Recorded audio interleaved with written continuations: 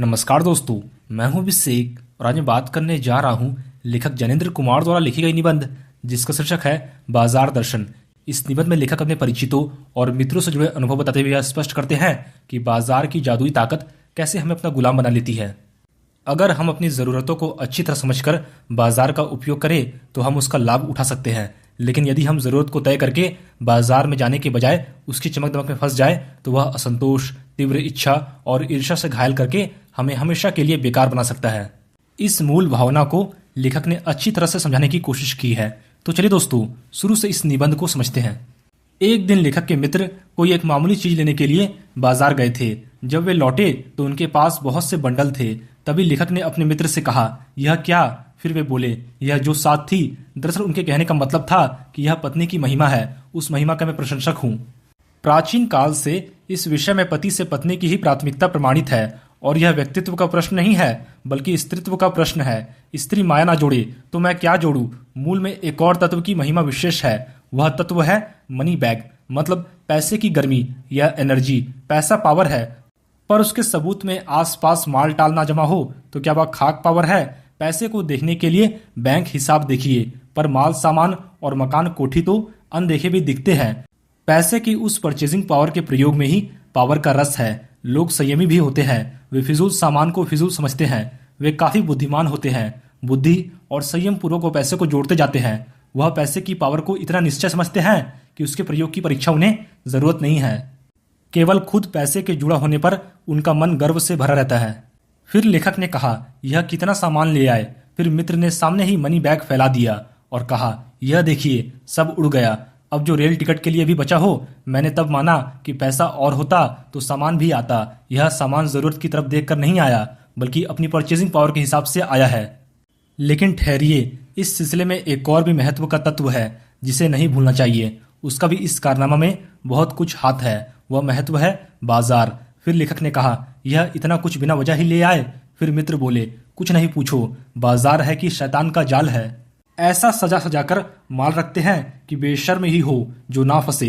फिर लेखक ने मन में कहा, ठीक, बाजार आमंत्रित करता है कि आओ, मुझे लूटो और लूटो, सब भूल जाओ, मुझे देखो, मेरा रूप और किसके लिए है? मैं तुम्हारे लिए हूं। यदि कुछ नहीं चाहते हो तो भी देखने में क्या आपत्ति है? अजी आओ भी। इस आमंत्रण में यह खूबी है कि आग्रह नहीं है। आग्रह अपमान जगाता है, लेकिन ऊंचे बाजार का आमंत्रण मौन होता है और उससे चाह जगती है। चाह मतलब अभाव। चौक बाजार में खड़े होकर आदमी को लगने लगता है कि उसके अपने पास काफी नहीं है और चाहिए। मेरे यहाँ कितना सीमित है और यहाँ कितना असीमित है। ओह, कोई अपने को ना जाने तो बाजार का यह चौक उसे इच्छा से व्याकुल बनाकर छोड़े। आखिर व्याकुल ही क्यों, पागल बनाकर छोड़े। असंतोष, तीव्र इच्छा और ईर्ष्या से घायल करके मनुष्य को हमेशा के लिए यह बेकार बना सकता है। एक और मित्र की बात है। वह दोपहर के पहले बाजार गए थे और शाम को वापस आए। वे आए तो थे खाली हाथ। फिर लेखक ने पूछा, कहाँ रहे? फिर मित्र बोले, बाजार देखते रहे। फिर लेखक ने कहा, बाजार को देखते क्या रहे? फिर मित्र बोले, क्यों बाजार? तब लेखक ने कहा, लाए तो कुछ नहीं। फिर मित्र बोले, हाँ, पर यह समझ नहीं आता था कि ना लूं तो क्या। सब कुछ तो लेने का मन होता था। कुछ लेने का मतलब था बाकी सब कुछ को छोड़ देना, लेकिन मैं कुछ भी नहीं छोड़ना चाहता था, इस कारण मैं कुछ भी नहीं ले सका। फिर लेखक ने कहा, खूब, लेकिन मित्र की बात ठीक थी। अगर ठीक पता नहीं है कि क्या चाहते हो तो सब तरफ की चाह तुम्हें घेर लेगी और तब परिणाम विनाशकारी ही होगा। गति नहीं होगी और ना ही कर्म। बाजार में एक जादू है। वह जादू आंख की राह का काम करता है। वह रूप का जादू है, लेकिन जैसे चुंबक का जादू लोहे पर ही चलता है, ठीक वैसे ही इस जादू की भी मर्यादा है। यदि जेब भरी हो और मन खाली हो तो ऐसी हालत में जादू का असर खूब होता है। यदि जेब खाली पर मन भरा ना हो तो भी जादू चल जाएगा। मन खाली है तो बाजार के कई सारे चीजों का निमंत्रण उस तक पहुंच जाएगा। कहीं उस वक्त जेब भरी हो तो फिर वह मन किसकी मानने वाला है? मालूम होता है कि यह भी लूं और वह भी लूं। सभी सामान जरूरी और आराम को बढ़ाने वाला मालूम होता है, लेकिन यह सब जादू का असर है। जादू की सवारी उतरी कि पता चलता है कि रोचक चीजों की बहुत मात्रा में होने पर आराम में मदद नहीं देती बल्कि बाधा ही आती है। जकड़ रेशमी डोरी की हो तो रेशम के स्पर्श के मुलायम के कारण क्या वह कम जकड़ होगी? लेकिन उस जादू की जकड़ से बचने का एक सीधा सा उपाय है। वह यह है कि बाजार जाओ तो खाली मन ना हो। मन खाली हो तब बाजार मत जाओ। कहते हैं कि लू में जाना हो तो पानी पीकर जाना चाहिए। पानी अंदर हो तो लू का लूपन व्यर्थ हो जाता है, मन लक्ष्य में भरा हो तो बाजार भी फैला का फैला ही रह जाएगा। तब यह घाव बिल्कुल नहीं दे सकेगा बल्कि कुछ आनंद ही देगा। तब बाजार तुमसे कुशल होगा क्योंकि तुम कुछ न कुछ सच्चा लाभ उसे दोगे। बाजार की असली सुंदरता है जरूरत के समय काम आना। मन खाली नहीं रहना चाहिए, इसका मतलब यह नहीं है कि वह मन बंद रहना चाहिए। जो बंद हो जाएगा वह शून्य हो जाएगा। शून्य होने का अधिकार केवल परमात्मा का है जो सनातन भाव से संपूर्ण है। बाकी सब अधूरा है, इससे मन बंद नहीं रह सकता। सभी इच्छाओं को रोक लोगे, यह झूठ है। और अगर इच्छा निरोध स्तपा का ऐसा ही नकारात्मक अर्थ हो तो वह तप झूठ है।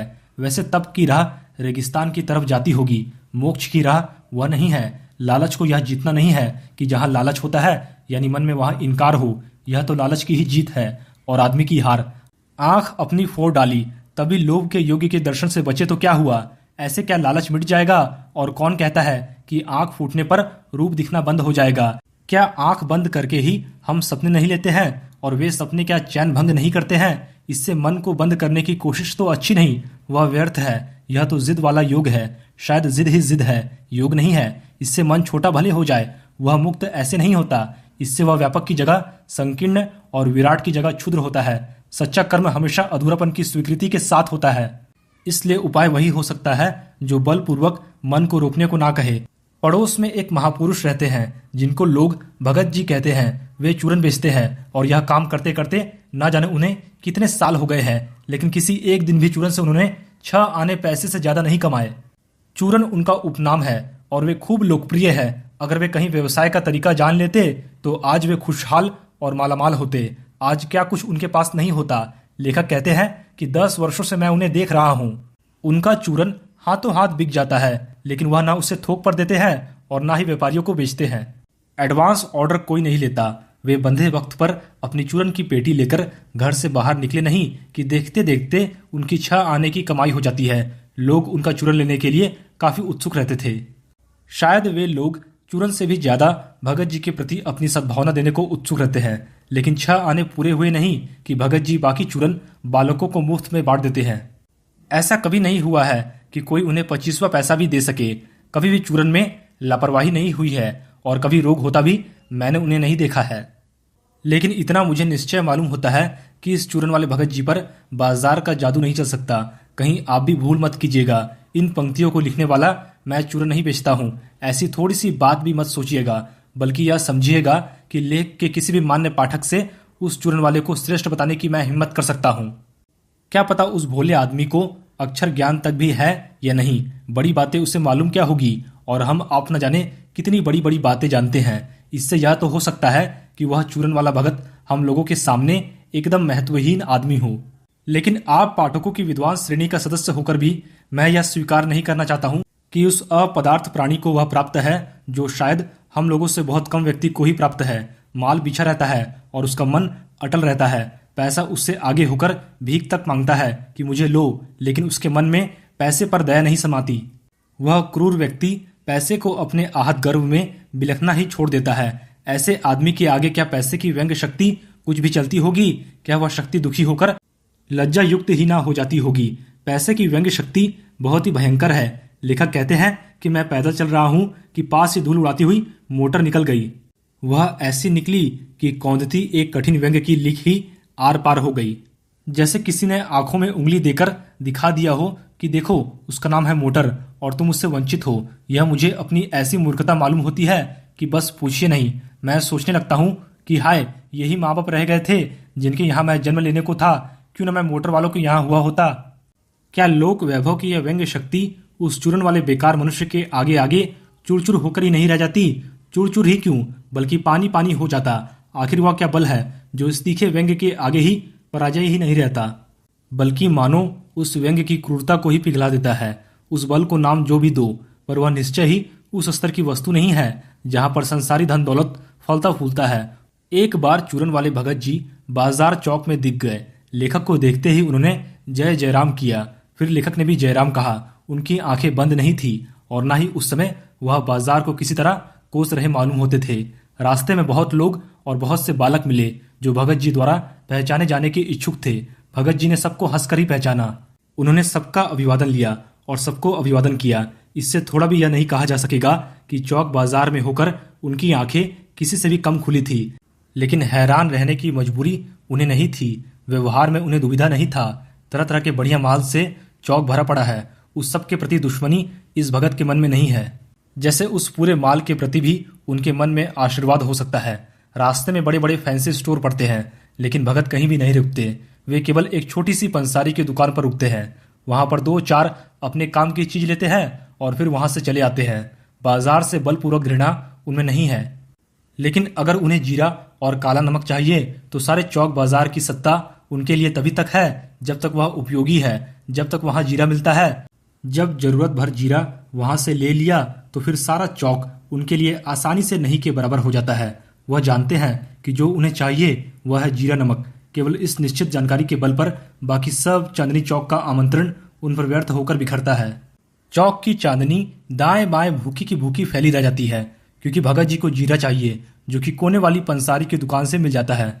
यहाँ पर लेखक को पता चलता है कि बाजार को कामयाबी भी वही मनुष्य देता है जो जानता है कि वह क्या चाहता है, और जो नहीं जानते कि वे क्या चाहते हैं अपनी परचेजिंग पावर मतलब खरीदने की शक्ति के गर्व में अपने पैसे से केवल एक विनाश करने वाली शक्ति, शैतानी शक्ति और व्यंग्य की शक्ति ही बाजार को देते हैं। ना तो वे बाजार से लाभ उठा सकते हैं और ना ही उस बाजार को सच्चा लाभ दे सकते हैं। वे लोग बाजार की चमक दमक बढ़ाते हैं।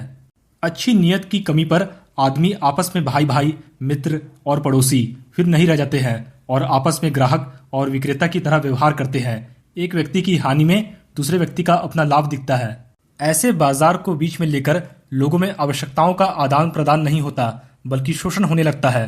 तब कपट सफल होता है और निष्कपट मतलब छल रहित शिकार होता है।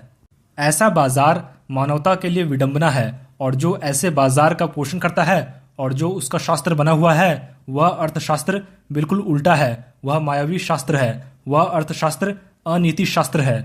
तो दोस्तों, इस वीडियो को लाइक और शेयर करके आप हमारा आत्मविश्वास बढ़ा सकते हैं, और हमारे चैनल पर पहली बार आए हैं तो चैनल को सब्सक्राइब जरूर करें। धन्यवाद।